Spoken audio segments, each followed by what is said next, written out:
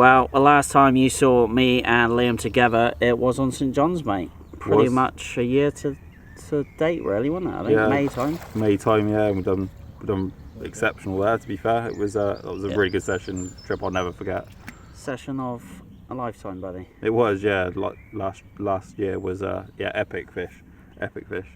So you're joining us. So it's a bit of a recap. So we have just done 24. I say we because I have done something filming. That's probably about it. But Liam has had another absolute cracking session, mate. Yeah, we're on Brasenose 2. We're at the shallow end of the lake, the far end, and not majority ain't down here, to be fair, but there's enough down here to get a few bites, and we've had over 30 bites now, and we've landed a majority of those, and it's gone another exceptional session. Secret to success then, mate. So what have we done? How did you start your trip down here? Obviously, like you said, we are up in the bay and there are a few fish down here. It was warm-ish, but it hasn't been roasting, so I mean they are due to spawn but haven't yet, so we are in and around that sort of period, but I think we sort of timed it right. Like I said, there's at least a few down here, and obviously if you've had 30 bites in 24 hours, mate, made the most of it. So yeah, I mean, where did you start, with a... Well, I haven't fished this peg in probably 3 to 4 years, and I started off on spots that I knew before, and there was one new tree which I put a rod on as well.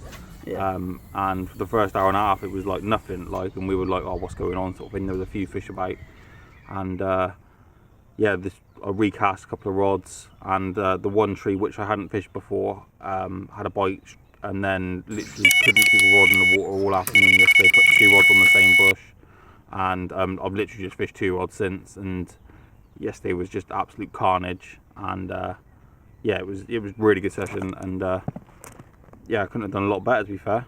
Well, when you say you've put a rod on the tree, you mean actually almost in under the tree at times? Yeah, you've got to literally, there's the tree comes out about 6 foot off the bank, and the middle of the tree is a 3 foot square roughly in the centre. If you're outside that zone you can't get a bite, and just topping it up as well, like starting with like sort of 6 spods. Yeah. And then after every fish or every other fish, put in another like 4 to 5 spods in, and just solid bags at the top. Same tactics as what we're doing at St John's. So you're getting it clipped up, you are getting it uber tight, and if you haven't got it within, like you said, that sort of 2-3 foot square, no bites. You can, I've left them to start with. You learn that to start with for the first like 4 or 5-6 hours. Every time you were slightly left of where you need to be, even like say you're half a foot, it wouldn't go. It would sit there for an hour or whatever without a bite. And you just had to get on that one area, like I say, 3 foot square, and every time you got in that zone, it done bites yesterday, and we've had a fair few today as well. Not quite as productive today, but it's still gone. A brilliant session. So breaking down the bag then, so what are we, rigs and stuff, so relatively short braided rigs, any particular sort of hook pattern? You are using barbed? Just so I'll keep it, like in my sort of bag, keep it dead simple, so 3.5 to 4 inches of supple braid, like a wide gape hook, just a rig ring, just proper basic, and just use like little wafters or bits of plastic corners, hook baits, and pellet wise, solid bag mix is Little Gems mini combo, and a few little 4mm lips, and I sit them in ellipse oil. I swear by that product, it catches me loads of fish all year round. I was going to say, we have actually done a separate video about that, and we mentioned that sort of last year. That was one of the sort of key elements to your success on St John's. But you haven't just used it down on the linear complex, but soaking the pellets and ellipse has been something you've done for many years now. It like changed my fishing. Like I watch fishing the margins, and if you've got that ellipse oil on top of the pellets, the fish go past it, and obviously it's slicking. You can actually see it pulse into the surface, and once the fish go past it, it just draws them down. And once one has a go, then the rest of them, if there's in the area, just go down and just banquet for them, basically. Yeah, it's a very unique, distinctive, quite smell, and like you said, I mean, compared to a lot of oils, and there are obviously some really good oils out in the market, but for sort of slicking up, giving you the indication, obviously, like the taste factor, You know, like as I mentioned, the smell, it's very sort of unique and bespoke almost. Yeah, like I said, I swear, but I put all my pellets to spod as well, so like the bigger pellets as well. Soak them a couple of days before, let it draw it in, and then it obviously leaks for a lot longer as well. And it tells you when fish are on your spot as well. It's slick if you've got a big wind on the lake. There's loads of uses to it, but the main thing is it's the pulling power of it when the fish go over fully absorbing into the pellets. Yeah. So that obviously gives them a little bit of density as well, doesn't it? So they are a little bit heavier and to sit there. And obviously, like you said, do you like bother injecting the bags or anything like that? No, literally. No, just soak the pellets. Because you're already absorbing. Yeah, because it's already absorbing the pellets. Yeah. So if you just do it straight on, it would just go off and it would last an hour or whatever. Yeah. Once you soak it into the pellets, it lasts a lot longer, and looks at it, the breakdown time as well, it will increase the breakdown time because of the oil on it as well. So yeah, everything about the product's just, I just rate it. Solid bag sorted then, mate. So you went on to doing, you know, you mentioned spod mixers and like the bigger pellets used within there, same sort of soaking process, etc. But are you putting any other particles in your mixture? Yeah, so like Brasenose 2 it's always been like a small bits water in my opinion. Yeah. So I'm putting the prepared hemp in with it as well, so a couple of little handfuls of that, a couple of little handfuls of pellets, a dash of corn and some 12mm nut 365.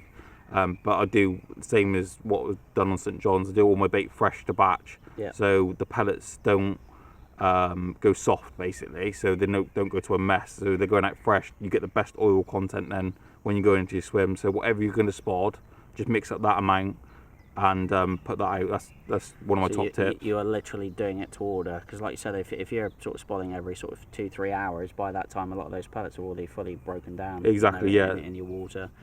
So you're not, like you said, getting the full benefit of that breakdown, the oil's releasing, and you know, something almost solid for them to sort of come in and sort of munch on. And it's not that they won't, you know, sometimes you sort of mulch the boilies and stuff like that and a few pellets, but you know, if they're going in the hole, you know, you've got 4 hours and you've got at least that, if not a bit longer on some of those bigger pellets, mate. Definitely, yeah, definitely. Sweet. So I mean, that's the bags, that's the sort of spod mixers. I mean, you know, the top tip and the thing I've certainly taken away from this session is obviously where we are in the bay, it's fishing tight, you know, absolutely essential. Yeah. You know, tucking the bags just in under there, and yeah, like you said, it's been tough for you to keep a rod in. Yeah, it's been tiring just watching. Yeah, very tiring work. Yeah, you know, another fantastic session, and you know, I think if you sort of take away a couple of those key elements and apply it to your own fishing, you know, down here and, you know, any other, you know, venue out there, you know, you're going to increase your sort of catch rates. 100%. But the thing is, you know, Liam hasn't stopped working. He moaned about my snoring again. That kept him awake and out with his energy levels. But yeah, no, it's been a pleasure to watch you back on the Linear Complex, mate, and yeah, doing what you do best and bagging, mate. So. Cheers, mate. Cheers. Really good session. I think we were almost tempting to do a bit of barbel fishing next, but I'm sure we will be back out at some point. And yeah, no, thank you very much for checking out this video. If you haven't already fished the Linear Complex, there's so much to go out down there. Yeah, just get yourself down here. Like, there's just so many big fish you know. But if you want to get into fishing, yeah, for all levels, there's a lake here to suit all your needs. So yeah, I mean, even like match fishing, you know, me and Mark do a lot on the feeder lake, the float lake. We do a bit of feeder fishing on there. Yeah. And fish that all year round, and you know, sometimes we've had hits of like 20 fish in the winter, you know, when they've got frost on the ground and good fishing. So yeah, this, like I said, something for everyone, mate, including a few big catfish as well. Yeah. So yeah, no, check it out. Thanks for taking the time to watch this video. Please leave a comment, and yeah, we will be back out soon, mate. Cheers, guys.